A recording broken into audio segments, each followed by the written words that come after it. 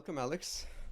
Yeah, So thanks, man. I target about 90 minutes for the podcast length, unless we're Okay, both enjoying sounds it and we good. both want to keep going. But yeah, so I'll remind Hmm. you at about 80 minutes and then we can close out, or you can let me know that you want to go longer or whatever. Okay, Yeah, this is cool, this is the cool. first podcast I'm going to be trying standing up, so we'll see how it goes. Okay, Yeah. All right. So you have a standing desk? no, no, I'm looking down. My work Oh, took my okay. standing desk when I quit my job. I did have an adjustable, Mm, like motorized desk, but it was from work. So now they've taken it. mm. Yeah. But yeah, let's get into it. So, things I know about you so far. You play League. What level are you at? Like Diamond, Masters, Plat?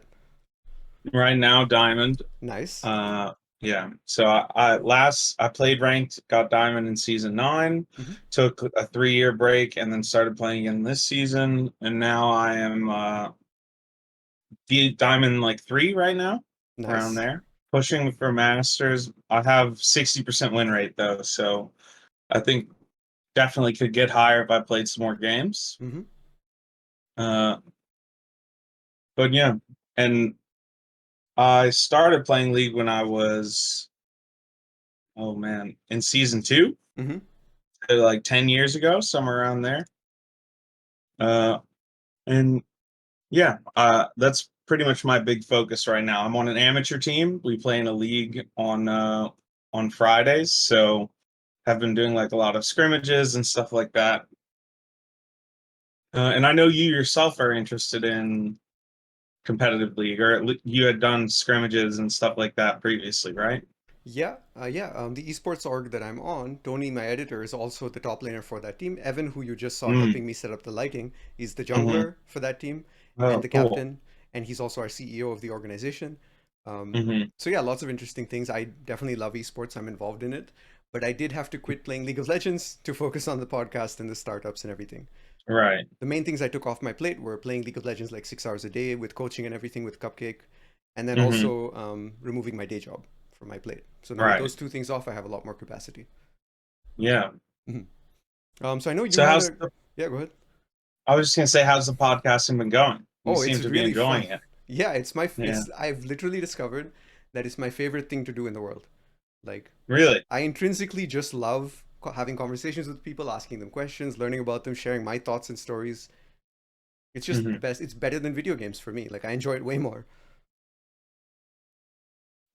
Well, it's cool to see, pursuing that, Yeah, Actually, my best friend, this is kind of a bit of a tangent, go but I for it. think you'll find it interesting. Yeah. My best friend, his name is Steven, and he works doing like film with Mm-hmm. camera and stuff like that. Mm-hmm. And he actually graduated high school a year early to pursue it. Mm-hmm. And like his family really hated on that a lot. They were like, don't why would you get a job in this like artistic field when because his dad's like an elevator mechanic. He was like, you could just work at the elevator business, like Yep. make good money. Yep. But he decided to like pursue that and Mm-hmm. went through a bit of a rough period where he was having trouble finding work, had to like work as a waiter. Mm-hmm. And now recently he's been able to get a lot of creative work for himself and is making, from last year to this year, he increased his revenue by 25,000. That's awesome. Uh, yeah. So I just really admire that about him, that Mm-hmm. like characteristic, and I feel like I'm kind of seeing some of that in you as Mm-hmm. well. So I just wanted to point that out. I feel like that's cool. Yeah, I'm really glad you shared that because I've noticed the kinds of people I tend to interview on the podcast, for whatever reason, maybe it's coincidence, maybe it's something else, they tend to be the people who want to go their own way, who want to pursue things that they love. Like even you choosing to play on an amateur team is already kind of an outlier thing to be doing, right? Where Mhm. you're taking something seriously that isn't paying you yet, but it doesn't have to pay you intrinsically in joy and fulfillment and progression and growth and learning. That's Yeah. all these things, right? Um, Mhm. I would love to talk to Steven on the podcast if he's ever interested. Really, he Yeah. might he might be interested. He actually did a podcast of himself for a little while. Hmm. He makes some music and stuff like that. He's just an all around really like ambitious person. So, Yeah. uh, but yeah, nowadays he does more like behind the scenes video shooting, Hmm. which is kind of Like interesting. Like production of scenes and. yeah, so a company would Mhm. like film they'd go some like to Florida for weeks to film something, Mm-hmm. and then they would hire Steve to like go and film them as they're filming and make like a funny video behind the scenes Oh, video I see. type So of he thing. films the film crew, basically. He Yeah, does yeah, it's documentaries kind of on the film crew. interesting. He makes bloopers. He makes spoilers. Okay, that's really cool. Yeah. Yeah, that sounds really fun. Actually, 2 days ago, I interviewed someone who started a business called Florida Custom Woods, and he's in Florida selling wood, woodworking, resin, Yeah. handmade resin tables, and he loves what he's doing. It's his passion. It's his craft, and his wife and him started pretty recently. Like I think it took him a year basically from starting, where they were in the red, they were in debt, and then within a year they were profitable. So Hmm. I think for all the people, that's why I started this podcast, because I want people to know that wherever you are in life, you can start making choices today. You don't have to wait till tomorrow. You don't have to worry about Hmm. yesterday. You can start making choices today that get you closer to your dreams. It's Yeah. And you'll get there faster than you think. But you do need to be more patient than you think as well. That's the Hmm. paradox I've found. You do the right things and it'll keep growing, and Yeah. it'll accelerate faster than you realize. Because now every new podcast guest is like getting me other ones. So Emtest, for example, the challenger coach that I interviewed, he told an interesting story about his esports journey. Hmm. He failed at getting to the LEC. Those were his dreams, the highest level of Right. European play. Um, and he thought he was a failure after 5 years of just playing the game. But then his elder brother got him a job as a bartender. He tried that out. He realized he was good at it. He gained some confidence. He came back and he was like, "Why can't I just be a coach?" And he started his coaching business. And he's only been Hmm. doing it for 3 months. He's already like got amazing testimonials, amazing reviews, a community of like Hmm. 300 plus people. It's going great. So I'm really happy for him. 3 months. That's all it took. Yeah. Yeah. So what about you? Uh, What are your dreams? You want to get to masters? What else? uh, yeah. I guess dream is kind of a strong word, you know. Okay. But I would like to get the masters and preferably be like not hit it one time, but be able to consistently like stay So there be a for masters level multiple player. seasons. Yeah. Yeah, At exactly. minimum. Uh, yeah, I guess like winning a league Mm-hmm. would be like a long-term goal that I have. And Okay. then I think those are really the two big goals that I have right now. So what do you love Um, about competitive League of Legends? Is it the teamwork? Is it the self-improvement? Is it the accomplishments? yeah, that's a really interesting question because it's definitely a love-hate relationship. Like, Mm. there's a lot of things that I dislike about it, but there's definitely like the benefits outweigh the bad, I would say. Mm-hmm. But I feel like I just love the teamwork aspect of it the most, Mm-hmm. like working together as a team of people to like solve a problem Mm-hmm. type of thing. Yeah. And then I do just like enjoy playing the game, I feel like. So being able to access like both of those things together feels really rewarding. Mm-hmm. But then there are some things I really dislike about it. Like it has really high highs and really low lows. Mm-hmm. Uh, there's a lot of like mental pitfalls and traps within League as a whole that like now that I'm older, I can and more insightful, I can kind of realize those and understand those and not just like let them affect me. Mm-hmm. But yeah, I definitely have been enjoying playing this past like 3 months or so since I started playing competitive again. Mm-hmm. That's awesome. And before that, you were just like playing solo queue, and that's why it wasn't fun, or? Uh, well, yeah, the so in season 9, which is the last time I played, I was on a Mm. team. We played in Phoenix Rising League, and we went. It was like a Diamond Masters League. Mm-hmm. We went 14-0 in our group. So Mm-hmm. there were 7 other teams, and we beat each of them twice. Mm-hmm. And then we got into finals and lost in the first round to Damn. in like top 8, I guess, because we had a bye. Mm-hmm. And then the like loss felt pretty bad, Because and you had it just won made me sort 14 of games. You were undefeated so far. yes, Yeah. yes. And then it also felt kind of bad because people were saying that our group Mm-hmm. was weaker, so they thought when we had to get to playoffs and uh, play against other teams from the stronger group, Mm-hmm. it would be really difficult. And then we kind of pushed them off and then didn't pay attention to our mistakes because we were winning all the time. And then when we got to playoffs, immediately the opponent felt way stronger, Mm-hmm. I guess, harder to play against. Interesting. So basically, it looks like people they viewed they were kind of saying that you didn't earn your 14 wins, that it was you had it easy. Yes. You got a Yeah. bye, you Yeah. had easier opponents, you had weaker matchups. So you didn't feel the maybe the credit that you deserved for your accomplishment as a team. Especially Yeah. considering for the listeners who don't know League of Legends, basically every year is a new season. The game has been out for maybe 13 years, 12 years, something like that. Hmm. And so if you didn't play since season 9 and you joined the Phoenix Rising League in season 12, was this?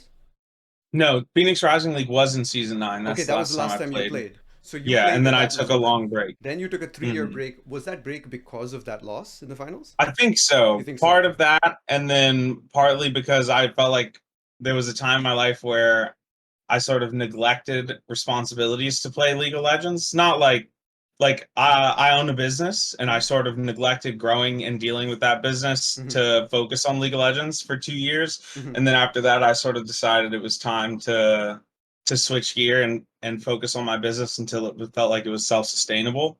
Mm-hmm. And is it And self-sustainable now? yeah, yeah. Nice. So that's why. So I sort of use that time to just relax in my life and Mm-hmm. then work on my business. And then now I'm sort of at the point where it is self-sustainable, and I feel like I have time to do something Mm-hmm. again, to put effort towards something. So that's kind of why I had started up again after the 3 year break Mm-hmm. playing competitive. Yeah, I think that's really wise because I tend to do the opposite. I tend to overload, overwhelm myself, burn out.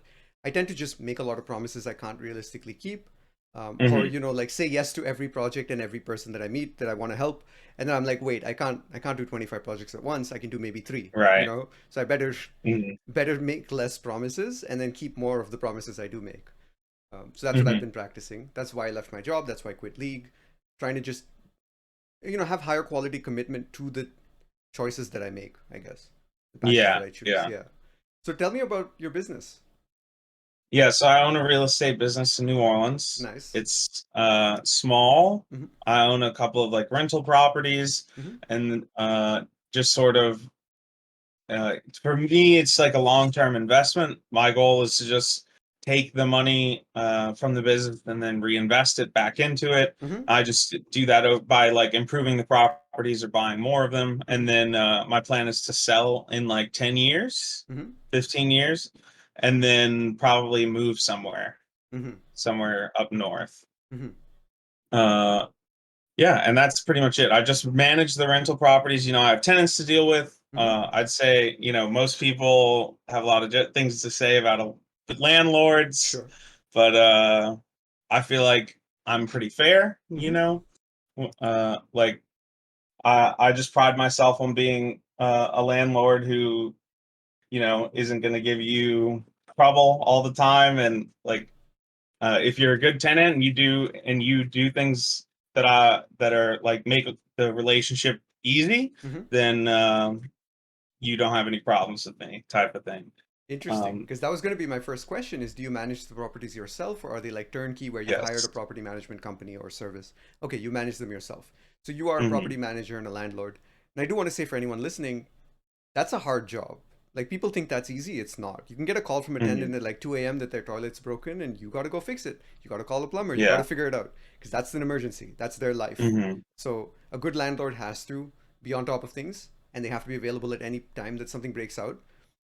And on the flip side, you get rewarded for making good decisions, for renovating things well, for finding, for example, have you ever bought like foreclosed properties or downrun sort of properties? In the past, yeah, I have bought one. Did they turn out to be like Uh, way more work than it was worth, or what did you learn? no, Yeah, you liked it? my dad kind of, Mm-hmm. yeah, my dad kind of taught me a decent amount of growing up because he owned the properties and I inherited them. Mm. So I learned a lot about like fixing and repairing properties. So Mm-hmm. I found it kind of like engaging and interesting. But Yeah. I think I kind of not necessarily got lucky, but just made a wise decision in choosing a home that wasn't like run down. Mm-hmm. Not You fully know, broken, like yeah. yeah, yeah. It was just like minor things like painting, repairing siding, a few cabinets, Mm-hmm. things like that. Uh, but yeah, I think I just play the real estate game kind of slow, cool, and collected. And my goal isn't really to make as much money as I possibly can. It's just to make slow, smart investments. Mm-hmm. And I've always kind of been that way around money. Mm-hmm. Like I just don't really spend money on materialistic things. Mhm. Besides, I would say like my computer is the one thing that I kind of splurged on in the last few years. Yeah.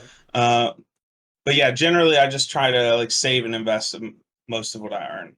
Yeah. The reason I was able to quit my job is because I realized I tend to, I mean, I just don't tend to have the time or the focus or the energy to do a lot of the things that I guess other people spend money on. For example, movie theaters, Hmm. bars, nightclubs, dancing, eating out in Hmm. restaurants, all these things. I'm just on my computer or I'm thinking about things or I'm reading books. So like there isn't I just don't have the capacity to spend that money on those things. And that's why when I Yeah. started getting coaching with Coach Cupcake and all that, I had the money to spend and it was easy to spend it, even to hire Vigar V2 for a Hmm. coaching session and all that.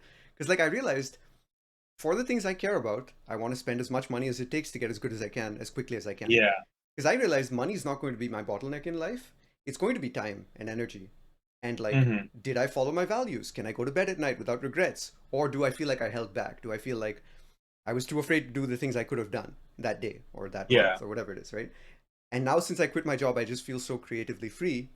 I just feel like I'm not afraid to message someone and go like, "Hey, do you want to be on the podcast?" You know, I'm not Hmm. worried about rejection or whatever it is. But I was so afraid before, and I don't know exactly what changed, but it's a nice feeling. I'm glad it did change. Hmm. Yeah. Yeah. So for you, how old are you That's now? cool. I'm 23. Okay, great. So I'm that's in. about to turn 24 Okay, soon. I'm 27. Um, Okay. yeah, Few years on me. few years on you. Uh, 23, 24 is around when I quit my first job. It was in real estate, actually, interestingly enough. really. I was working for a company that about 12 people, family owned business, sort of. I was one of the few people there who wasn't in the family. I basically Hmm. applied as a executive assistant to the CEO slash receptionist because the person who was currently doing that job was going on maternity leave. She said she had over Right. 500 applicants that she went through. She sent them a test, like a 10-question email test. And I was the only Hmm. one apparently who got 110%. I got a bonus point because I attached a map of a property when she didn't ask for a map. Um, but she said I was the best candidate out of all 500. I was really happy to hear that. So I was with that company for about a year and a half. I really liked it at first. It was my first corporate job. But then there were cultural issues. I got interested in organizational psychology and culture. I was reading a bunch of books to try to help the company Hmm. improve at those things because I realized I could make the company way more value if I could fix some of the cultural problems than if I just got like help them on the real estate, like found them better Hmm. properties or whatever. Because they were already managing like 100 million or more in real estate. That wasn't really the Right. bottleneck. The issue was that people didn't like working there. The CEO was very hard for them to work with. There was lots of conflict and friction. I did visit and a few weeks ago, and it looks like things are better now. Things are happier. So Oh, interesting. yeah, but I ended up having to leave because it wasn't the culture for me. I noticed that I was becoming more of a gossip, more Mm. more of an office politician, you know. So I had to leave because I realized I didn't know how to stop changing myself because I tend to be very Hmm. impressionable. The people I'm around tend to be the people I become like. So Right. I needed to find better environments for me to thrive. People. Yeah, Yeah. better people, yeah. Or different people, I guess. Because for them that worked. They were in this stage of their life where they Right. wanted stability. Because my boss had told me at one point, you have a life, you have a job here for life if you want it, right? And he said you can negotiate your own pay. If you can add more value, you can ask for more money. All of that.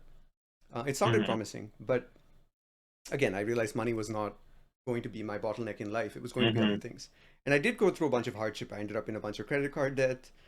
I slowly had to work that through. My mom paid it off, and then I recently paid her back. So Hmm. lots of hardship. But I think the hardship, I'm glad I went through it because it taught me a lot about reality and Yeah. facing. So this time, I'm not quitting with 3,000 in my bank account. I'm quitting with 18,000 in my bank account. So I Hmm. actually have 10 months of runway instead of like 3 or whatever or 2 months. Right. Yeah. So it's much better. Um, so we'll see where it goes. Yeah, I'm curious. Maybe, going back to what you said earlier, maybe Yep. where you see like you seem freer Hmm. and more willing to like reach out to people, less afraid of rejection. Maybe it is sort of tied into that Mm, because you feel like you almost have more time to fail exactly. without like having that safety net there of Yep. being able to catch yourself if something goes wrong. Hmm. That's something I've heard about, like the trapeze artists who like to practice without a safety net because it makes it feel more real to them, right? Or the Yeah. entrepreneurs who quit their job because they realize that they'll keep playing it safe as long as they're comfortable, and they need to, in a way, shock their life, shock themselves, put themselves, you know, in a position where they need to succeed It's all or nothing, right? Sink or swim. They're going all in, basically. They're full Hmm. sending it. And I find that when you have that mentality, whether you have a job or not, just being able to cultivate that mentality that every day is a valuable day. I'm going to I'm not going to let distractions take this day away from me. I'm going to make that day focused on my goals. Meaning I want to interview someone, or I want to do this or that. I want to exercise, I want to eat food, whatever it might be. Then you do it. Hmm. And at the end of the day, you ask yourself, did I do what I wanted to do today? And what can I take from today that I learned and build it into tomorrow? And then Hmm. days become progressive. This is John Danaher's idea. He's a Brazilian jiu-jitsu coach. I actually want to go to Hmm. Austin at some point and visit his gym because he's just got like a really good philosophy. And I want to see if maybe moving to Austin, maybe going to his gym every day, learning Brazilian jiu-jitsu under him might actually improve my life philosophy and the way that I pursue life. Hmm. So yeah, like lots of interesting ideas and people. What about you? Who are your inspirations? Because for me, I got interested in real estate because Hmm. of Robert Kiyosaki's book, Rich Dad Poor Dad. When I was about 12 or 13, I read that. That's what made me think I want to go into real estate. For Uh, you, was it I your don't know. That's a dad? good question. Yeah. Yeah, I guess so. Uh, yeah, definitely. Like the reason I have the mentality that I have is because of my parents, Hmm. especially surrounding like money and business decisions, Hmm. as well as like human rights type of thing. I'm a very strong believer of like if you want to say you're a good landlord, uh, then you're not really allowed to make mistakes that result in the same thing with like the medical industry. Hmm. The medical industry is really hard to work in because making a mistake is like fatal. Hmm. It's not really something that you can do very often. Hmm. I think it's kind of the same thing. Like if you are providing someone with one of their most basic human needs, and if you fail to provide that for them, then you know your job isn't really something that you can mess up. You could take lightly, Hmm. I guess. And I think that's the problem with like a lot of landlords is they do kind of slack off, take their job too low. Like the, your bathroom toilet is broken. I don't feel like paying the extra price to send a plumber out right now, so I'm going to wait till Monday, type of thing. Yeah. They're just very lax. Uh, yeah, and I think that like transfers over to a lot of disciplines in life as well. But Like I don't me. think there's a necessarily, yeah, yeah. Yeah. I don't think there's necessarily like a famous person that I would attribute like that especially inspires me Hmm. though. There's definitely some that I like take into account the things that they say more than others. Hmm. But yeah, I'd say mostly my parents. That's really interesting to me because I guess I love talking with people who did not learn from books and celebrities and people and YouTube videos and all that. Because the amount of information I absorb, I'm starting to realize is really a lot. Like it's way more than most people are interested in. And I don't know how Hmm. it's happened. I don't know why I got interested in all that. Or I know once a colleague told me to read a book, and then I read 100 books that year, and it just snowballed. And I guess I got really interested in ideas and people. And yet, when I talk to people, I realize a lot of them who are doing well in life, they've learned the same principles in a simpler way, right? So Coach Cupcake likes to Hmm. say, you need to take responsibility for everything. Don't blame externals, focus on yourself. And I see the Hmm. patterns, like Coach Cupcake values those same ideas which you value as a landlord, which help you learn league as well. You take responsibility, you don't blame teammates, you try to figure out what you could have done better. Hmm. And Emtest said that when he was bronze at like age, I think 13, 14, and then he got to Right. diamond in one season from bronze. And we, Wow. we were brainstorming what were the reasons. He said he doesn't think it was because he started taking responsibility, but he did start feeling like he got better teammates and like he was adapting better to his teammates' plays rather than blaming them. So like he said, previous Hmm. game he played, his support left to make a play top lane. And old him, when he was 15, 16, might have said, oh, why is my guy leaving me? I'm a Fed Silver, he can just carry me. It's an Alistair who could have helped him. Yeah. But this time he's like, oh, great. If I just farm safely under my tower or give up even one wave, this guy can make a play top lane. Our whole team's better off. Awesome. Great creativity Hmm. from my support. Very different mindsets, right? One Right. is like entitled to, hey, I'm the Fed player, help me. The other is like, hey, what's best for the team? And this is what my teammates are doing. Let me help them. So I think in life as well, it's the same thing because a lot of this podcast, I named it Ordinary Humans so that I could interview people whose stories would not be told otherwise. They would not end up being on a Hmm. podcast or something, most likely, unless they started their own or something else, right? And yet, in each of the people I'm interviewing, I see that spark of potential probably that they see in me as well. That, 10 Hmm. years from now, 5 years from now, they could easily be doing great things, and they already are doing great things. They're just not famous because the two are separate, Hmm. right? You could do great things and not be famous. It's just Yeah. you're just not doing them in the public eye. Like you're a great landlord. You value your customer experience, basically, Hmm. which makes sense to me. I'm just wondering, in terms of like, have your tenants actually given you any feedback? Like, what's your relationship like with your tenants? Yeah. So it's pretty good. Okay. Generally, I like only really talk to them about rent. There's definitely that like kind of how with Cupcake you can be friendly, but you're definitely like there's that relationship of you're the student, he's the coach. Mm-hmm. There's like a power dynamic there. It's Mm-hmm. definitely like that. Like I mind my business. Mm-hmm. I just worry about like rent, make sure you're taking care of the property. Mm-hmm. And then other than that, I really only communicate with the tenants to like set up someone coming to do maintenance on the property in Right. some aspect. Mm-hmm. But there are often times where like they'll reach out. So I have a policy in the lease where if you're like over 3 days late on rent, there's a $50 late fee. I think that's pretty common, like especially in the leases. But most of the time, my tenants will reach out to me after being late on rent, like, "Hey, I can't pay until this day. I'll pay the $50 late fee. It's fine." And then I just say, "Don't worry about it." Like, Mm-hmm. I think it's pretty bad mentality if like you have set uh a limit like a number that this person needs to meet to and then you increase it by a little bit on top. It Mm-hmm. just moves them, like it's going to make it that much harder for them to make that amount of money in the next month, right? Exactly. So uh this is really interesting because what I'm trying to do is draw links between what you're telling me and what other people have told me on previous podcast episodes, and try mhm, to connect the dots to figure out what are some principles of wisdom, you know? And I think one thing that you're mhm, doing that I see as a pattern is you're treating your business like an ecosystem, and you are in relationship with your customers, with the people you serve and the people who pay you and all of this. And mhm. basically, if you try to be too short-sighted or greedy, or you try to take from them in the short term, you're basically borrowing from your future self, right? Yeah, You're exactly. hurting potential of your future self. You're hurting their future selves. So in a way, by letting them off the, because the $50 thing is not there to make you $50. It's Mhm, there so that they know that there are consequences to paying late and that they want to pay on time and that there's value to that and all of that. mhm. And so if they communicate with you proactively and they say like, look, there's hardship in my life, I'm going to have trouble paying for this, then the $50 has already served its purpose without them paying it. Right, Right? It's the exactly. people who kind of don't give a shit and they're like, you know, trying to, I don't know how to be a deadbeat, right? Like, and Mhm. they have the money to pay you, but they're not paying you, or they're dragging it on, or something like that. Then the $50 is there to, you know, pressure them and incentivize them to pay it on time rather than have to deal with the Exactly. legal Yeah. repercussions of the lease because they signed the lease. So you could then take them to small claims court if they refused and other things. But I think that's the main Mhm. thing. If people are cooperating with you, you don't want to hurt them. You don't want to turn it into an Mhm. adversarial relationship. But if Yeah. people are fighting you, and has that ever happened? Has a tenant fought you? It Yes. has. Okay. Tell Yeah. us that One story. time. Yeah. Yeah, so I had a tenant.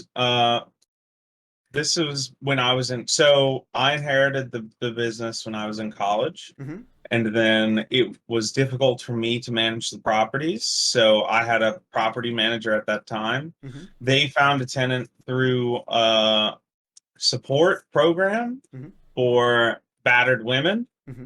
So women that are victims of domestic violence, that like need housing, but Mm-hmm. so they provided like a 3 month stipend, Mm-hmm. where they paid for the first 3 months of rent, and then that was supposed to help her get back on her feet, and then she starts paying rent again afterwards. I can already see Uh, why this would be problematic. yeah. Because what if is not Uh, able to get a job in that time, or yeah, mhm. it's tough. And then they paid 4 months instead of three, actually, which was Okay. their regular policy. So they made an So exception for her. Yeah.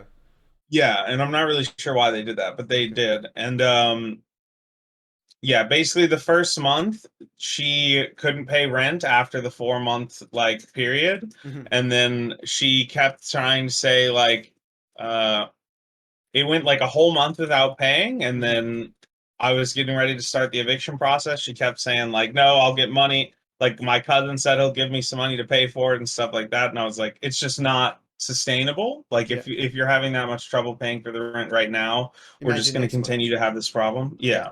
Yeah. Exactly. So I just went through with the eviction process, and then I actually started it 3 days before the pandemic sort of So like around March government 20, shutdown. 2020, or when was this? Yeah, Okay. yeah, Interesting. somewhere around there. And Okay. then at the time, uh, 3 days after I put the eviction thing, all evictions had been put on There was hold a moratorium on because of the evictions. pandemic. Right. Yes. And so did you just get to So stay there for like 2 years or no, no? because I had put the eviction in 3 days before the So deadline you were without three knowing days that that was locked going to in. happen. Right. Yes. So if you had waited 3 days, she would have been locked in and probably not paid rent for a very long time. And For I think two they even years. started Yeah. to forgive rents, right? They started to like force Hmm. landlords to forgive pending rents. Like I think a lot of people became afraid to become landlords based on what some government actions that were taken during the pandemic.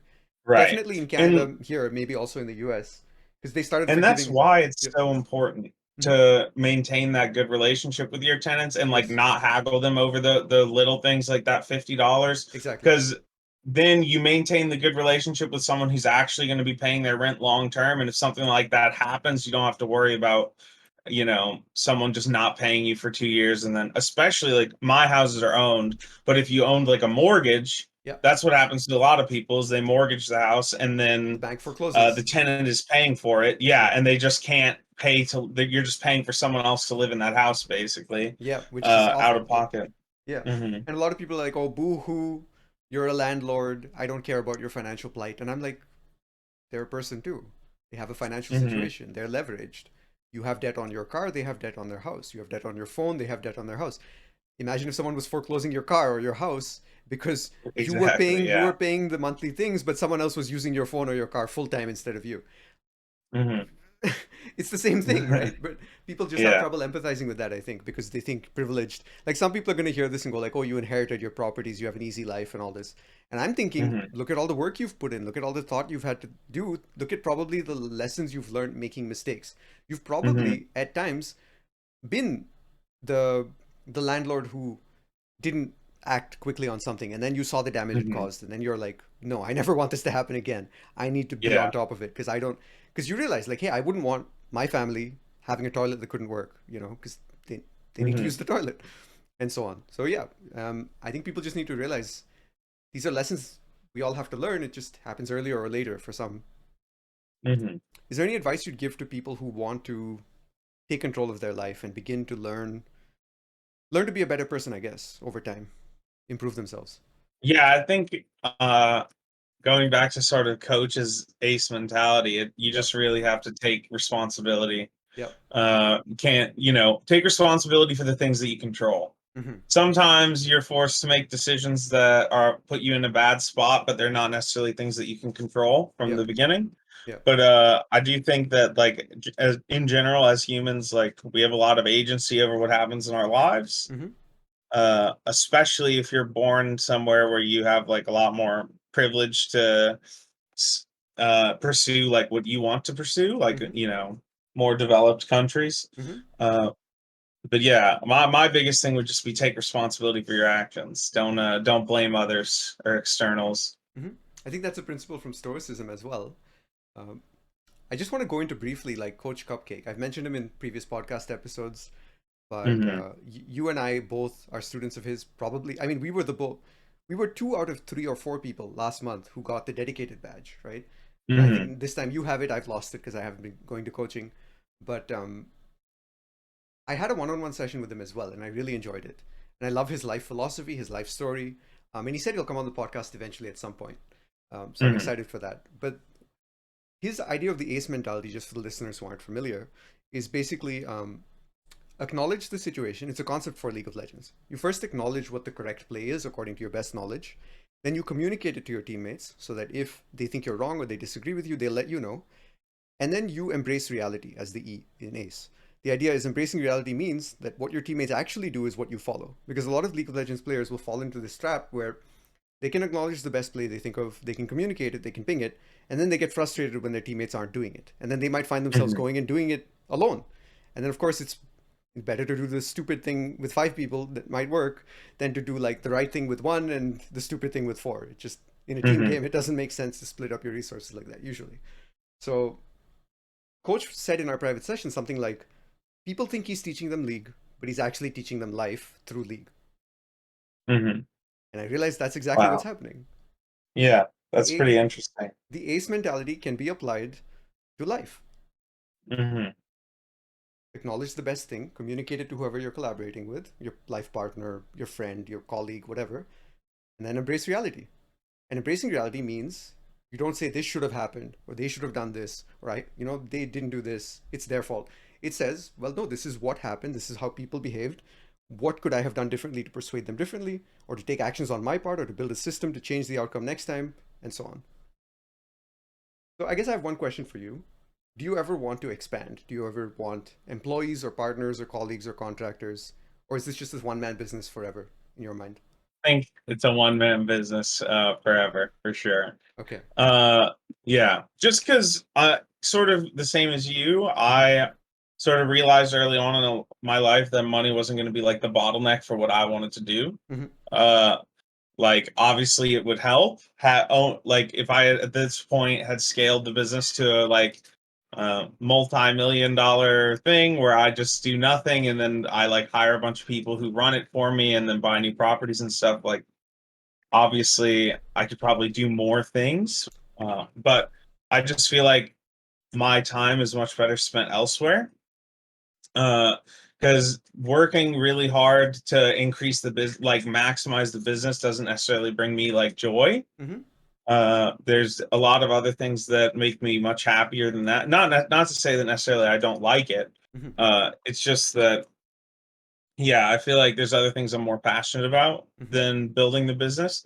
So that's why I sort of put in the amount of work till I that I thought was like acceptable Mm-hmm. for where I want to be in like 10, 15 years, Mm-hmm. and then just sort of slowly scaling. So that's why I treat the business as more of like a long-term investment rather than like an explosion. Uh, Yeah, the last time you said that, I wanted to say something like, "Oh, you're the Warren Buffett of real estate," basically, right? Like never sell, or like yeah. long term. Or you said you'll sell in 10 years, but a lot of flippers want to sell in like 2 years, right? So it's a very different Hmm. game. And the thing is, of course, the last person I interviewed, Jason and his brother, Jason is now retired at age 43. He retired from the Air Oh, wow. Force.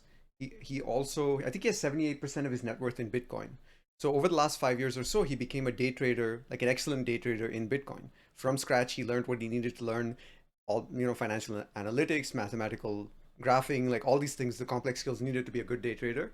And his goal was in 5 years, I want to do X percentage of my net worth and I want to retire. And he did it. He made it happen in less than five, I think.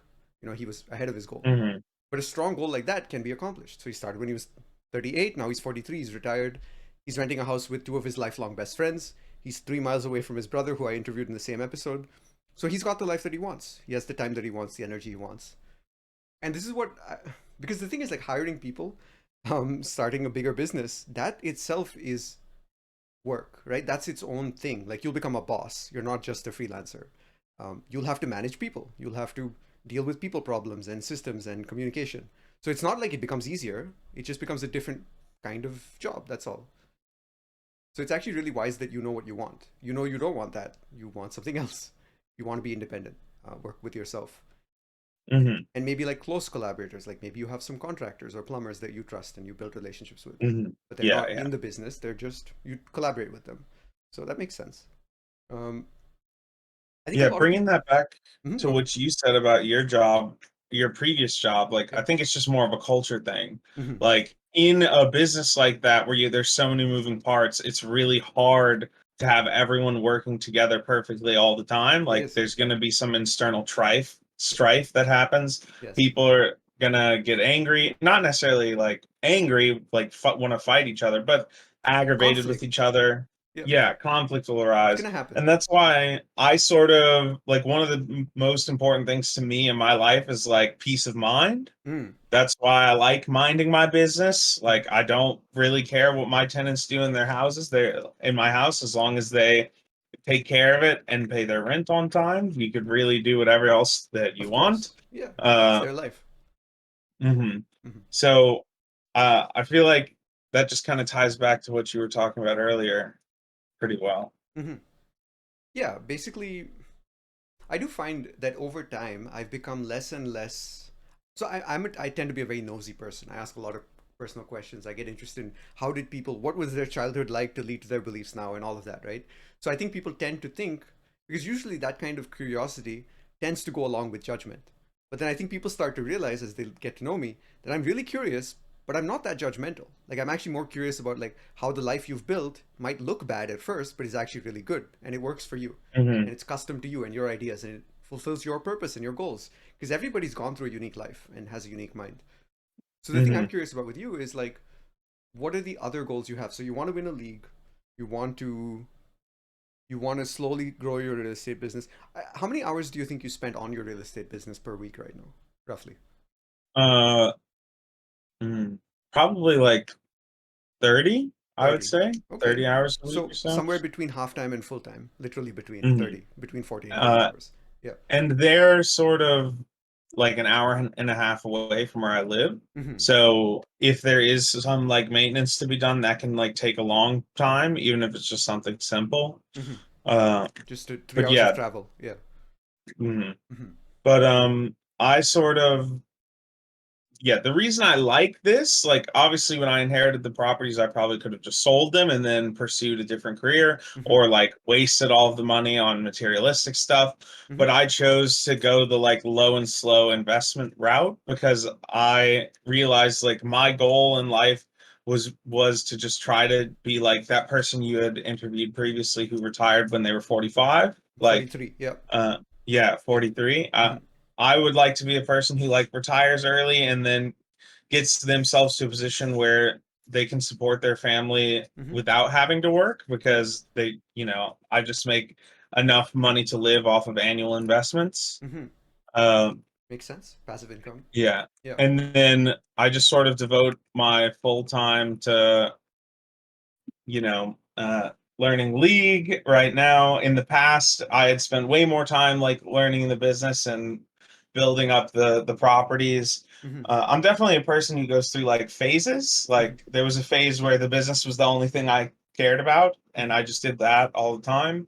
And now I'm sort of in the phase of my life where I just want to take it easy and enjoy, smell the flowers, or how what do they say? Smell the roses. That's the Yeah, saying. basically enjoy life Uh, as it is today, not hoping to enjoy it 20 years from now.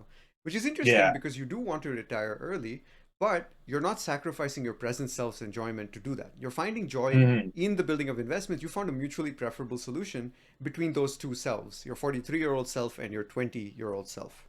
Right? Hmm. You found something that works for both of you. You're not compromising.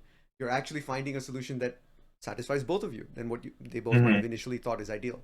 Because I've spoken with some people who are into fire. What is that? Like financial investment, retire early kind of something, Yeah, yeah. right? And a lot of their mindset is like, I'll make sacrifices now to do better 20 years from now. And it makes sense to me. But I think what you're doing is better because you're not making too Hmm. many sacrifices. You don't care about the materialistic stuff anyway. You're focusing on the stuff you really like. And I think anyone can do that. If someone cares about nightclubs and bars, they can budget that. And then they won't spend as much on, technology or whatever else. They just choose. Hmm. Like I'm not one to say you shouldn't buy Starbucks if you like Starbucks. Just buy the Starbucks and then figure other stuff out. Automate your investments, your savings, whatever it is. Um, Ramit Sethi has a decent book on this called "I Will Teach You How to Be Rich" if anyone's interested. Um, but yeah, a lot of financial, I guess, growth is small. It's slow and steady. It's just putting in $100 every month into automated, investments into an index fund or Hmm. whatever it is, and then suddenly, before you know it, you've grown. And I think that kind of incremental approach applies to life too.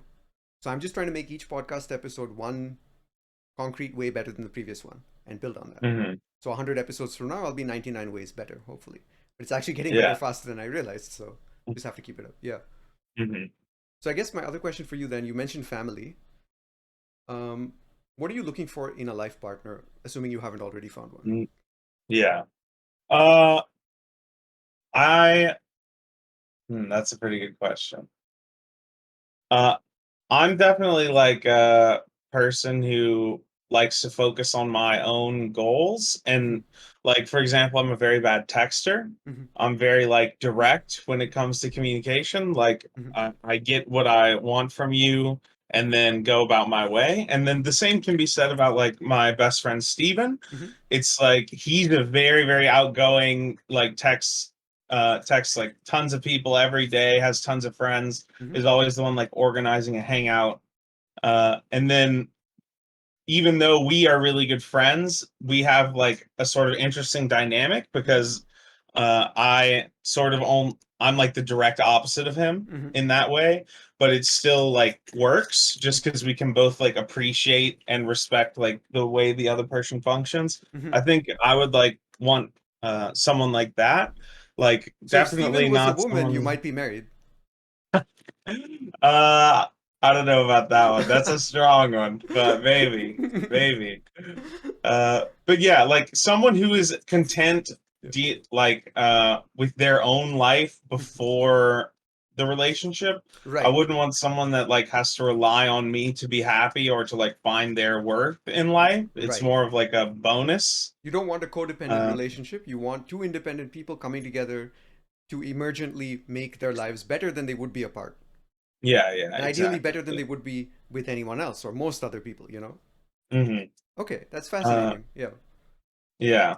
And then because I just need like I need a certain amount of time every day where I can just work on myself and like people like some uninterrupted time where I can just work whether it's on the business or like improving on League of Legends or Hmm. even just like hanging out and talking to friends. Yep. Because like I've definitely had problems with relationships in the past where it's like someone requires too much attention from me and Hmm. there's like periods of the day every day where I need like time to work on something. Hmm. uh I actually have ADHD Hmm. and like trouble focusing, so if I get like interrupted in the middle of something it can be really hard for me to like stay on track. So yeah, definitely like an independent person, I Hmm. would say. My mom took me to BC Children's Hospital when I was a kid, and they didn't use the DSM-5 diagnostic method. They did some kind of brain scan. I looked at the results Hmm. recently, and it looks pretty correlative, so I'm not taking it as like a solid diagnosis. But they did say I have ADHD. She was able to get some medication. I didn't end up taking the medication. I was like Hmm. maybe 13, 14 at the time. But I have been reading about ADHD hyperfocus and things like this, and this idea that maybe people with ADHD have lower dopamine levels in their brain, and it makes it harder for them to switch tasks from something they're already deriving psychological pleasure from. So I can get really focused on whatever I'm doing. If I'm exercising, I can keep exercising. If I'm, cooking, I can keep cooking. If I'm on the computer, I can be on the computer like 18 hours, straight, like doing Hmm. podcast stuff, doing Discord stuff. I can always find something productive to do, but it's not a good life balance. I almost have to set timers for myself or figure out a system where I can switch tasks, switch gears. Because if I don't, then I'll just do one thing all day and then go to Hmm. bed. It's not ideal. Um, but it also means that I can focus on things. It's pros and cons, I guess. So for you, it sounds like it's a bit different. Are you on ADHD medication or do you manage it yourself through So writing? I was diagnosed when I had a lot of educational issues when I was in college, or not in college, sorry, Like in elementary? like early school. Yeah. I was diagnosed in like first or second grade, Hmm. and then I think I started medication in like fifth or sixth grade, Okay, so uh, yeah, doing Concerta. doing what? Um, Concerto. Concerta, it was a Concerto. slow release ADHD Mean medication. you could take it like once every 2 weeks or something, or No, like you take it. So there's two kinds of ADHD medications. There's one that you take and it hits you like instantly, like Mhm. all of it, and it's usually a lower Like dose and it Adderall? lasts less time. Yeah. Okay. And then there are ones that are like there's I don't know how they do it, but they make it so the chemicals are released in your body over like a period of time. So rather than like Hmm. 20 50 milligrams instantly, it might be 20 milligrams every hour for the Okay. next 12 hours. Right. So that's what I would do, sort of like a extended release. Was it an And I injection or would a pill or? no, a pill, Okay, yeah, that I took interesting. in the morning. Okay, And then as I got older, it had to get like made it like higher dosages and stuff like that. But interesting. when I was young, Hmm. I would take it on the weekdays, Hmm. and then I wouldn't take it on the weekends, and it made me like quiet and a lot more reserved at school. Hmm. Uh, then when I got into like high school, I sort of learned to control my ADHD better and stopped taking it. Mm. And coincidentally, my grades had always been bad, first like really bad first through eighth grade. Hmm. I got to high school and got off Concerta and sort of learned how to control my ADHD, and my grades went up, and I moved into like honors classes.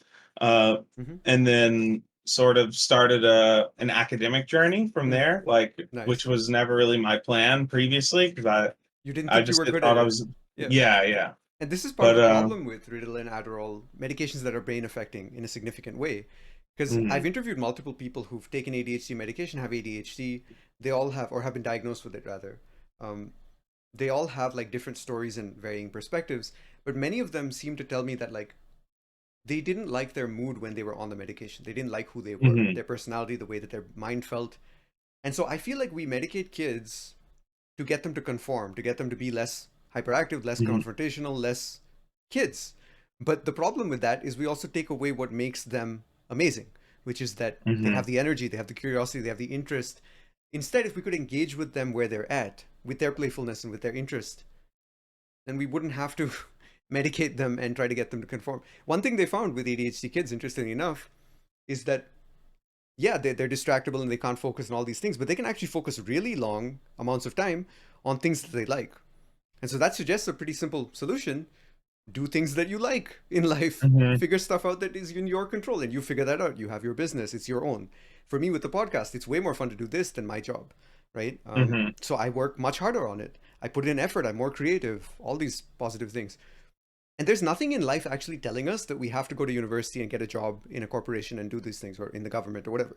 Nobody's actually mhm. written those rules. It's just like, I don't know. I guess for many people, that's just what their parents did. And just like you said, your dad was like, why not go into the elevator business?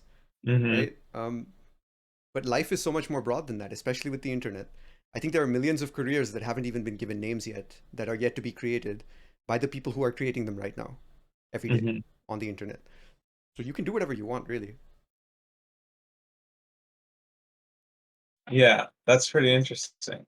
That brings to mind a Uh, question. Do you want to use the internet to do anything cool with your business or with your goals in life? You're already doing it through League. yeah, I think I could be interested in coaching. Coaching, yeah, that could be really Uh, cool. yeah, Yeah. because I've always been a fan of like education. I Mm-hmm. think if I were to like work a regular job, it probably would I'd want to be a teacher. Mm-hmm. I definitely think like especially where I live, teachers get a lot of uh, bad like students just treat them very poorly. Yep. A lot of students lack respect. So Mm-hmm. being a teacher is a pretty rough job, but I also think it's like pretty rewarding. And I think Mm-hmm. that's why like coaching on through the internet on League, like what Cupcake does is Mm-hmm. so interesting, Mm-hmm. especially if you're like you had interviewed someone else who is like a challenger coach for Emtest. or Yeah. yeah, Mtest. Um I feel like that would be a really interesting sort of career choice for me. Mm-hmm. Maybe that could be something that I'm interested in the future once I hit masters and I'm Mm-hmm. able to become like that masters level player and have a deep understanding of the game. Mm-hmm. Because I Makes sense. definitely think like I could coach uh, lower elo support players, Mm-hmm. just because I have a lot of knowledge about the role, but not necessarily about the whole game. Or what the more important thing that coach talks about is how he's not really coaching you how to play league, but just how to have a better mentality about life in general. Yes. Uh, yeah, but if I could somehow in the future incorporate the internet in a way to get into coaching, I think that would be pretty interesting. Yeah, and also I was gonna say like, well, which subjects did you like most when you were in honors? Did you like math, science, history, humanities, philosophy, Yeah, physics, it's kind biology? of Yeah. weird Mm-hmm. because I think I liked science and math the most. Mm-hmm. Probably science the most. Math I liked just because I was good at it. Mm-hmm. And by good, I mean just like my ability relative to the other people in my class type of thing, not So it was necessarily. relatively easy to get good grades and do the tests Yeah, and all that and yeah. learn. But it's not that you Uh, intrinsically loved math. It's not like you want to be like mhm, Tom, pure mathematician. I interviewed Tom right. a few episodes ago, by the way. We got into some math stuff. It was interesting. Yeah, he was telling me you guys went off on some math tangents. I Yeah. definitely I Yeah. didn't I'm pretty impressed with how many episodes you pumped out so fast, to be honest. I wanted to start listening to it and I've been kind of busy and haven't gotten around and I saw there's already like 8 episodes. I It's was okay. like, You "Oh can my start gosh." in the middle. I think you should start with the Emtest episode because I think that might be my best so far, just because there was like Mhm. connection, and it just felt like he texted me the next day, and he said that his dad texted him saying that he understands him better now as a person. Mm. And so I That's cool. realized I'm getting to do something I love intrinsically, and sometimes it's having a positive impact on families and people across the world. He's in Sweden. So Hmm. I was like, wow, this, what more could I ask from anything that I'm doing for fun, As a, Hmm. like, that's why I think this might be my calling. Like, this might be the thing that I do for decades, because I just love it so much. Um, so it's great that, just by trial and error, I'm slowly finding things I like better. And I think when I talk with most people, they mention, like, yeah, the thing they went to college for is very rarely the thing that they're still doing at 50. Their Hmm. career just changes over time because they learn about themselves. Yeah, It's like silly I to, went to school for engineering, okay, what kind of engineering? mechanical, and Mechanical, then yeah. yeah, I was in mechanical engineering for 2 years, and Hmm. then I switched to business for 2 years. Okay. And did you realize you like business more than engineering or? Yeah, Yeah. especially because I don't know, it was kind of dumb the whole because I wanted to get an engineering degree, but my whole plan was to like own a business Hmm. and do business stuff. But And that's then fine. it You can was have an more engineer's so. mindset as a business owner, right? As an Hmm. entrepreneur. Yeah, yeah. Yeah. But then I just sort of realized halfway through that it wasn't doing anything for me, and the Hmm. classes were like very challenging, and Okay. it felt like Was it uh boring or like, yeah, yeah, kind of. it It wasn't was engaging. very yeah, very not engaging, especially like the hard, calculus 2, physics 2, Hmm. like the fluids engineering class and stuff like that, thermodynamics. There's a great comic from Jonathan Stark that just popped in my head. I'll find it and link it to you later. But it's like something like, I can't find a job. I have a PhD in fluid dynamics. And the guy's like, oh man, that's unfortunate. What I really need is someone who can figure out the plumbing in my house or the direction of liquid flow. The joke he was making is that people don't know how to present their knowledge in a way that solves a business problem for people. Because Jonathan Hmm. Stark writes about marketing and consulting. He's basically a consultant's consultant. He helps consultants and business people make their businesses better. Um, so yeah, that comic was funny. I guess I'll remember to try to edit it onto the screen for the Hmm. listeners and the viewers. But yeah, let me just get. So you want to be a coach. You want to find a life partner who is similar to Steven. And this is the advice I got from the previous guests as well. They said Yeah. find people who are complementary to you. Find a life partner Hmm. who is good at the things that you're not that good at, and you're good at the things that they're not that good at. And also, you make each other's strengths better, fill each other's weaknesses, and so on. So you just complementary rather than someone exactly like you or very much like you. Uh, so Yeah. it seems like you and Steven are in ways like that. So tell me more about your relationship. How did you meet? How's your current friendship Yeah. like? Yeah. So this it kind of ties back to early. So I Mm-hmm. was in the regular classes my freshman year of high school, Mm-hmm. and then I didn't really get along with anyone. Just sort of read books, and I would like finish my work early, read books. Mm-hmm. I moved into the honors classes, and then Steven was in the honors classes, and then he just sort of reached out to me, even though I was sort of a quiet kid, and we just kind of became friends from there. Mm-hmm. And then I feel like even though fundamentally we like disagree on a lot of things, we've always just had like a respect for each other. Mm-hmm. I'm definitely like the type of person that respects other people's beliefs, and uh, like I can be friends with someone even if we intrinsically disagree on a lot of things. Mm-hmm. So that's always sort of been me and Steven's relationship. We usually like are pretty good about being able to have a discussion about a topic we disagree on without it devolving into like an argument That's good. type of thing. Yeah. Yeah. Uh, but yeah, so we met, became friends in high school. Then he graduated a year early to pursue the video stuff. Mm-hmm. I did high school and then moved to college. He then, when I was in college, moved to Los Angeles Mm-hmm. and did video editing stuff over there for a few years. Nice. Never really took off career wise for him. Mm-hmm. He came back to Louisiana, which, has a lot less opportunity theoretically for like film stuff than Los Angeles. And then he ended up getting into that, like shooting YouTube videos and like behind the scenes for movies and stuff like that. Mm-hmm. And now he's like finding a lot of success in that market. Awesome. Uh, but yeah, I think I've just always appreciated my relationship with him because he's the type of person that doesn't who like if he has a problem with you, he'll tell you what's wrong, or if he Exactly. thinks He's you're going direct. down like the wrong pipe. Yeah. Yeah, yeah. That was one of the And I first appreciate things. people like who are like that. That's one of the first things I noticed about Coach Cupcake. He was like, hey, Hmm. let me finish my thought. And I kept interrupting him. And he was like, hey, I need to be able to formulate my thoughts. Please wait for me to finish and then talk. And then and that I felt like embarrassed, ashamed. Hmm. But then the second time, I remembered that. I paid attention to it. And I asked him at the end, hey, is it better this time? He was like, yeah, much better. So then I improved. So then it felt good. I was like, this is great. He's setting boundaries and expectations early on. And that builds trust, Hmm. right? Because if I know that the other party is going to tell me if there's a problem, then I don't have that subconscious thing in my head going like, oh, is there a problem? Am I talking too much? Do they have an issue with me? I'm not like making up problems in my head because now I know that they'll just tell me if there's one. Hmm. So it makes it easy to be myself and not worry, not have fears. So I don't think I'll invest in relationships without setting that as one of the goals for them, like Yeah. long term with friends or whoever. Because I really like people who can just tell me what they think and I can do the same with them and then we're both better Yeah. off.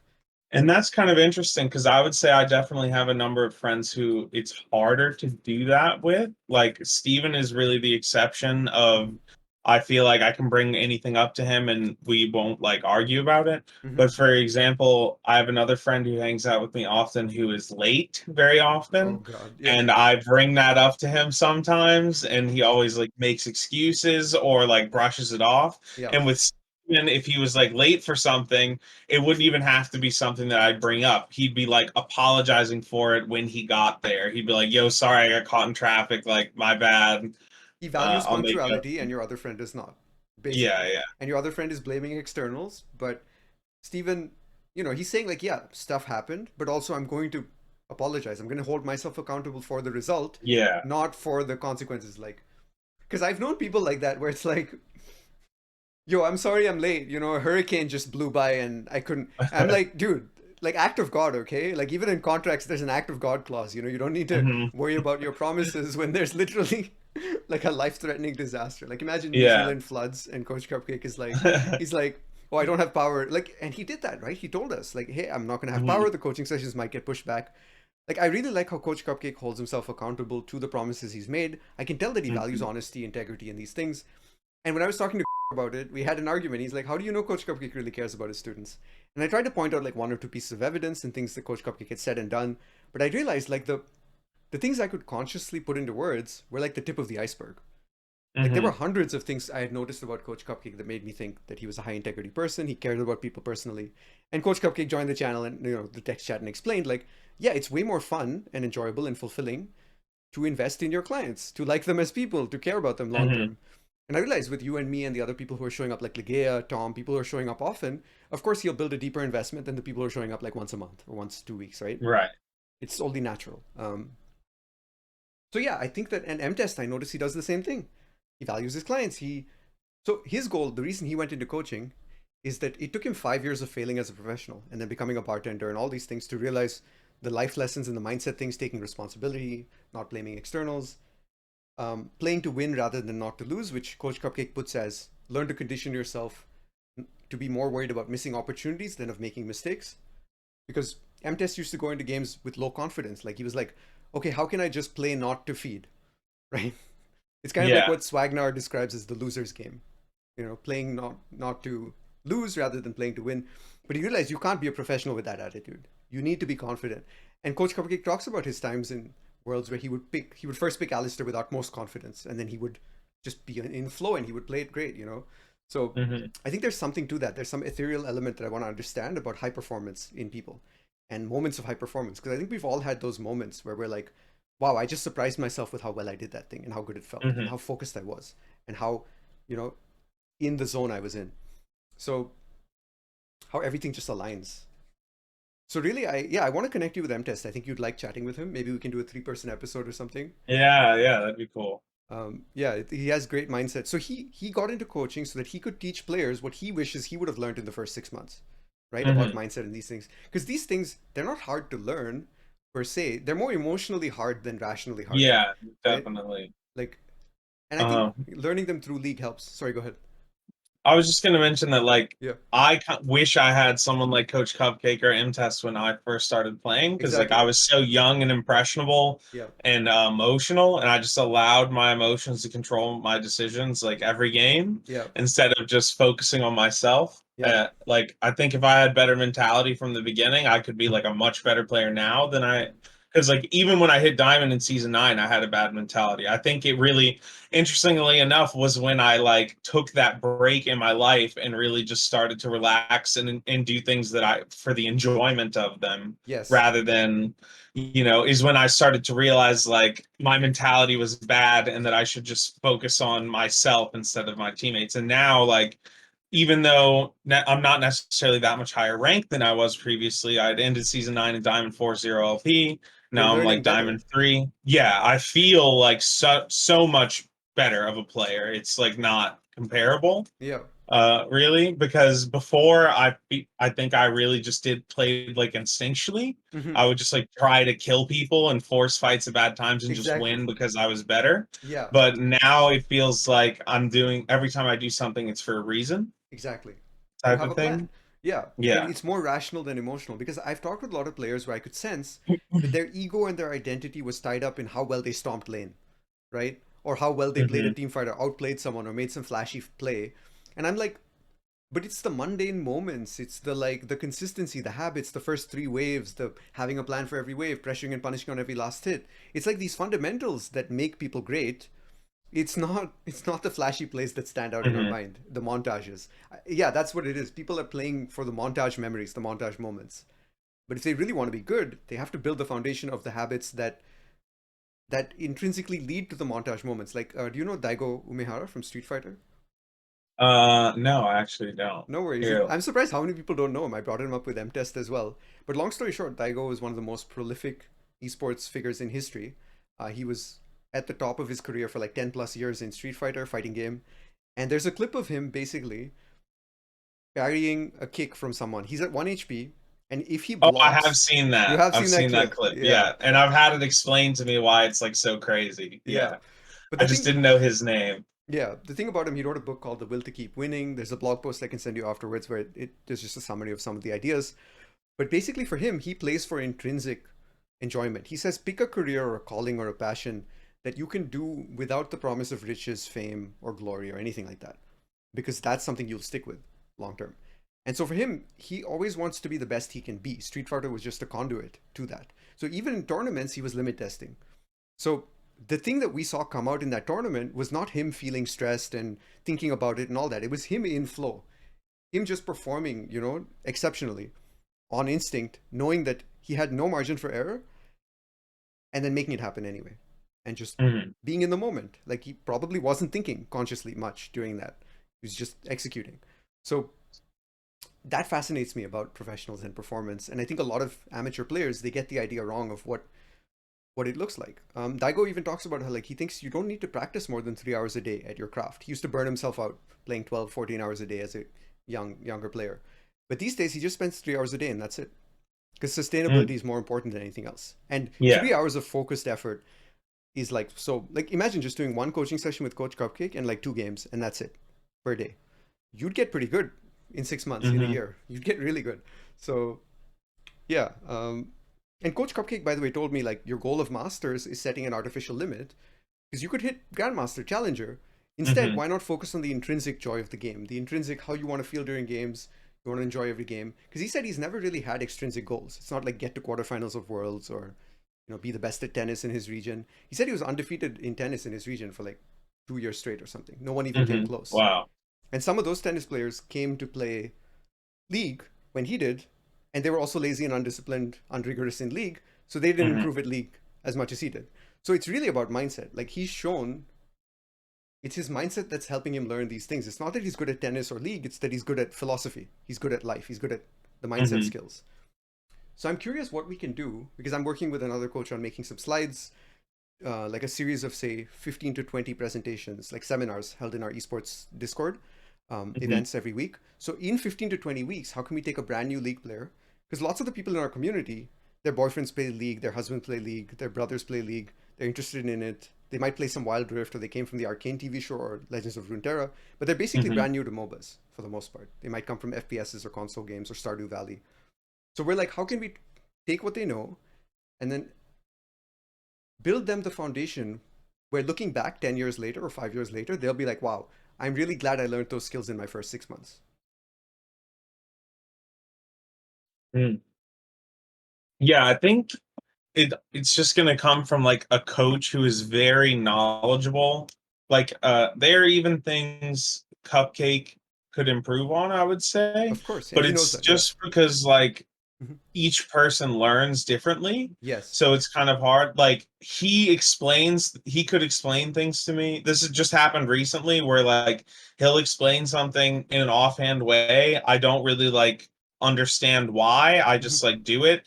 And then I'll do it for like a long time and then make a connection on my own of like, oh, this is why I'm doing this. Right. Like there's a reason for it. I just didn't understand like the fundamentals of the game enough to understand like why it's good. But now, are you able Uh, to write down that reason once you make that connection?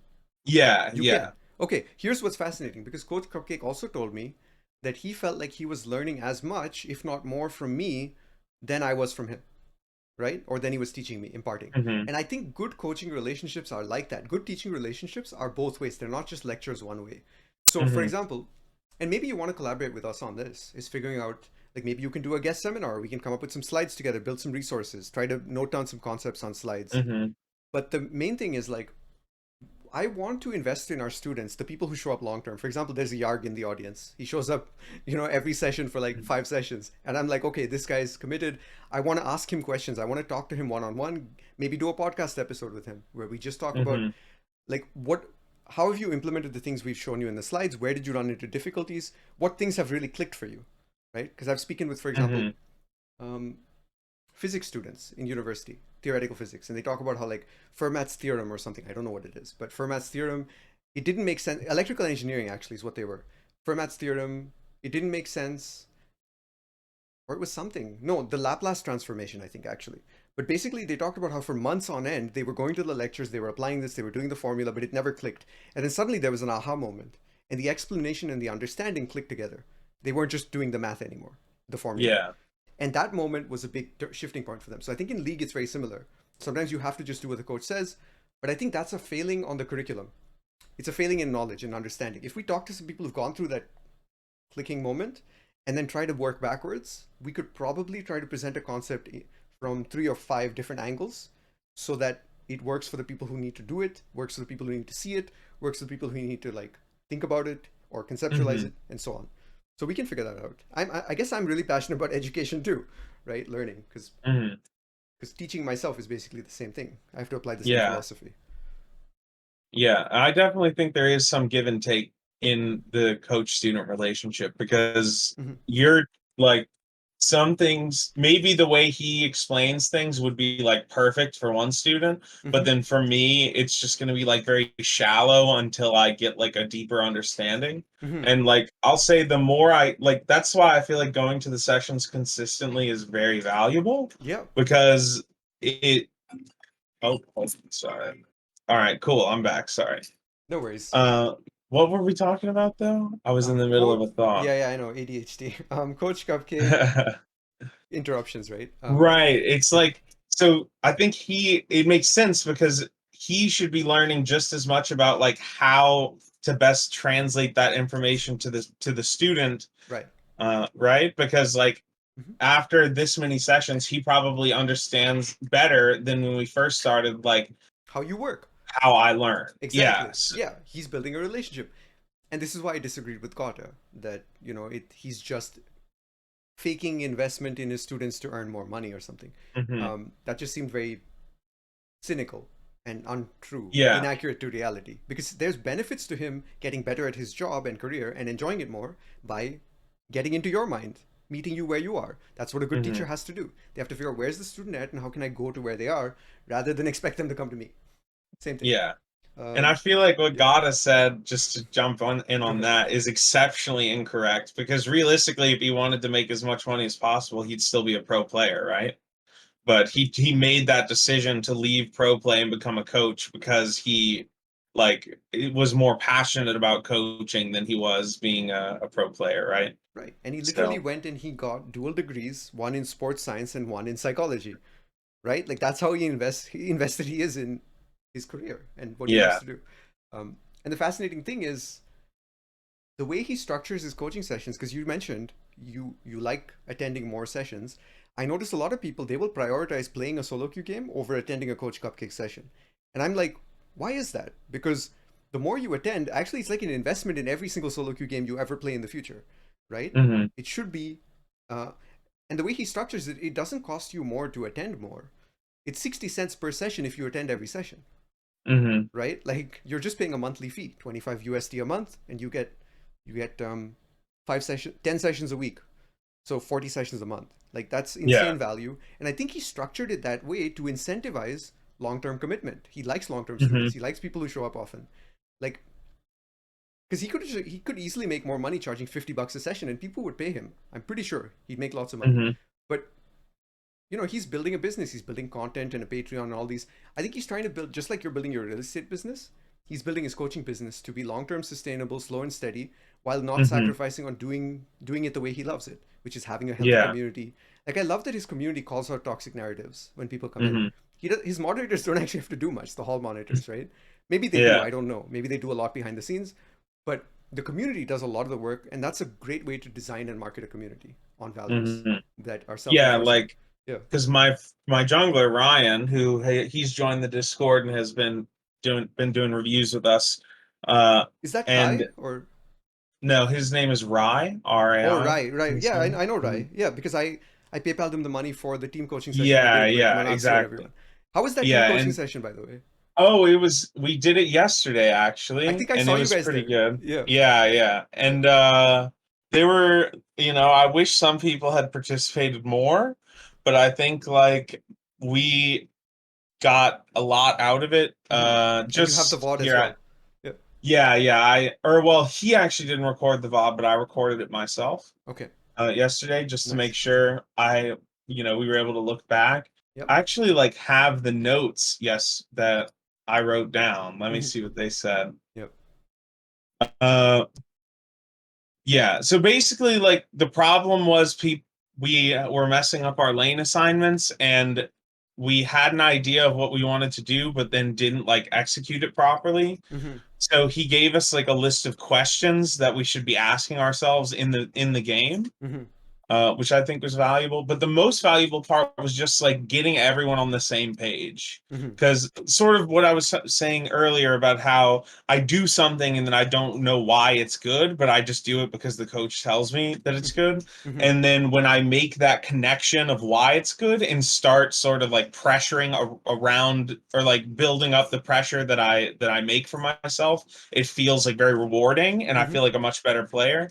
Yep. That's sort of what happened with the mid prio thing. Like he's Hmm. always telling us to hit mid prio, Yep. but then we just get it and then don't do anything, so it's kind of useless. And then Yep. in that session we talked at length about how to like utilize that to create advantages. Right. And we were, because it's like we were doing the first and hardest step, and Hmm. then there are like easy steps after that are like small things that we mess up, and then because of that the whole tower comes like crumbling down, right?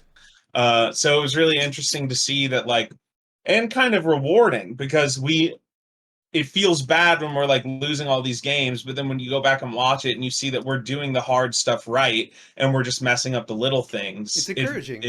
yeah, Yeah, it's yeah. motivating. You're like, wow, we've made way more progress than we thought. It's just we need to do the final 5 steps. We need to button the t-shirt up or the shirt, right? And Hmm. then we get the results. It's great. Yeah, because I remember learning about this. I love the way CL also thinks about it, and I think he's influenced Coach Cupcake as well, Hmm. where League is a turn-based game. And tempo is about taking turns, and whoever gets mid priority pushes the mid wave first because the game is built on waves pushing forward. Coach Cupcake has Hmm. talked about this as well. So whoever pushes mid first gets the first turn. So CL is off talking about like, oh, this team has first turn on this team, meaning you get to go and ward, you get to go control Baron, you get to go clear vision, you get to go set up on something, you get to go Hmm. gank a side lane or take a side tower, push a side wave, whatever it is. You get to fix the map your way. You get proactivity. And when you have the initiative, this was also like a military thing in battlefield tactics. When you have the initiative Hmm. and the other side is reacting to you, you always get to control the pace. You get to control what happens. You get far more control on like what they have to do next or what their options. You constrain their options and you open up yours. So Hmm. yeah, there's lots of fascinating stuff about League. Like I hope for anyone listening, you realize like even if you don't understand the specifics of what we're saying, um, League is just such a deep, intricate game because it's a 5 versus 5 real-time game with moving resources and elements. Like any battlefield of Hmm. war, but simulated with just 10 people total. So I think that's a beautiful thing about League's design. It allows for so much emergent gameplay and strategy and depth complexity, Mm-hmm. way more than chess, like so much more than chess. Mm-hmm. And chess is already such a deep game. So yeah, let's just wrap up over the next 10 minutes. Is there anything you'd like to close on, or any advice you'd like to give to people? I love that we've covered like real estate to league to like your best friend to like film and a lot of mindset stuff. I'd actually love to hear more about Mm-hmm. your dad if we talk again. In fact, if you think he'd be interested to be on the podcast, I'd love to hear from him. Mm-hmm. Emtest might bring on his mom, for example, but she's old school. She doesn't like technology, so she might not want to. Right. Yeah. But I'd love to hear how it was from her perspective or his dad's perspective raising him. I think I Mm-hmm. just like interviewing people who are connected deeply to the people I interview. Like Steven could tell me a lot about you, you could tell me a lot about Steven, Mm-hmm. so on, because then I get like multiple perspectives on the same life and the same idea. And it's Right. fascinating. And I also find that people like it because their friends know more about them. So, Mm-hmm. yeah. But yeah, I'm sure I could probably convince Steven to get on the podcast for sure. I think he'd be a good guest for you too because his career is so like interesting, Mm-hmm. especially like the route that he took to get where he is. Mm-hmm. Uh, but yeah, I'm actually curious Sure. for you though about like what all do you do for that esports organization? Like so because you're clearly passionate about it, Mm-hmm. right? It's like, do you have a goal for that in So, time? um, I think we're still evolving. So we started maybe like a month or two ago, and just Mm, now we had to actually part ways with one of the founders. There were a lot of similar issues that you talked about. He was often late, he was blaming externals, wasn't really doing much work, he wasn't being proactive. Our volunteers who joined were actually being more proactive than he was, which made me think, mhm, why is he a co-founder then? Something's off, it didn't feel right. So we finally had that conversation with him today. We parted ways. So now I think it's a rebirth. We're still trying to figure it out. But we do have a business plan for basically two lines. One is our esports team. It's a platinum level or gold plat team. Our coach is coaching it every week. They're practicing.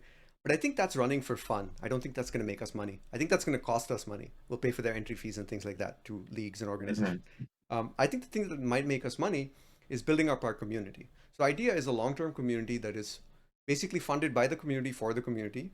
I'm working with 3 different coaches on slides and presentations they can do, trying to figure out a curriculum, trying to figure out what kind of events can we run every week at the same time, say Sunday 3 p.m. PST, because our head mhm, coach Sama, he's in Saudi Arabia, so that's 1 a.m. his time, and he's got an interesting schedule. But basically, 1 a.m. every day is kind of the in between time between all of his scrims and his friend hangouts and other things. So it's a good time for him to mhm, coach. So we're trying to find a time every week, build reliability and consistency, and then maybe after a few months of hosting events for free, we can start to have people like sign up for like $20 to then have a coach that they can interact with daily on their goals in between the week of doing the thing. Because our main goal is we don't want content to be paywalled, really. We don't want to lock content behind money. We want to make all the content free and then paywall the educational, personalized, interactive aspect more so, right? So the one on ones, the learning journey, things like that, which we might do on a mhm, subscription basis or something else. Like, I think the way coaches done the honor roll is really smart. We might do mhm. something like that. But yeah, I think our goal with this is to create a community and a space where people who are much newer to league and lower level players can feel included and safe. One thing we're doing is we're making it a lot more inclusive for, I would say, LGBTQ minorities, women, neurodiverse people, for example, ADHD or autism. We have quite a Mhm. few community members or staff members with conditions like that.